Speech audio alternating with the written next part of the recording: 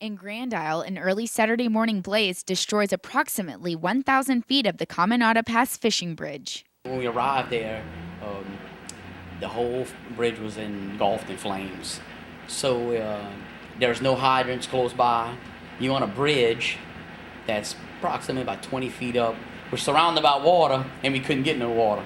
The fire, which is believed to have started at around midnight Friday night, took firefighters approximately 6 hours to extinguish. We had a rough time fighting it. What we had to do was, things that aren't normal. We had to lay lines off the bridge down to our rescue boats. We had guys in those boats, and we had to deluge the top of the bridge with master streams, and we had a little team under the bridge putting it out underneath. And the reason we did that is because it was traveling so fast that we couldn't stop it at first. I mean, that creosote with all that chemical and that heavy timber was just burning so fast and so hard. The fire, which originated in the middle of the bridge, is believed to have been started by an electrical spark.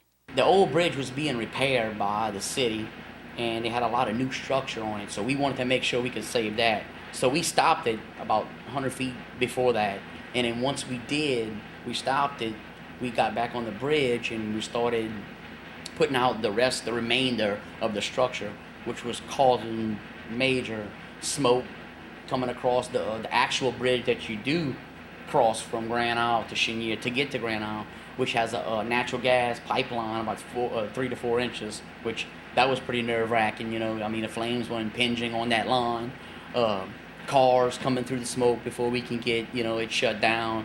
It was pretty chaos for a little while. The bridge, which was built in the early 1930s, had once been the only route on and off the island prior to the concrete LA1 bridge, which is used today by motorists. The day after the fire, we did have to go back like 2 or 3 times because you got to remember this bridge was built, what's called in the fire department world is heavy timber, which are all 4x12s. The old French people would call that madriers. It's all got that creosote all over it. It's really plastered on there, and creosote puts off sometimes like an arsenic. It's a very powerful. When you light this, it's like a torch. It just go and blow. It's very hard to put out. No one was injured during this incident. We have a lot of people on that bridge. If we would have had to rescue this, it would have been a nightmare. People would have been in the water. There's no problem about it. They would have had to jump because a lot of this bridge fell in. We would have had to, had the Coast Guard in. You can imagine 50 people in the water. Local officials say that they plan to discuss rebuilding the bridge. We came back from Katrina, Rita, Gustav, and Ike.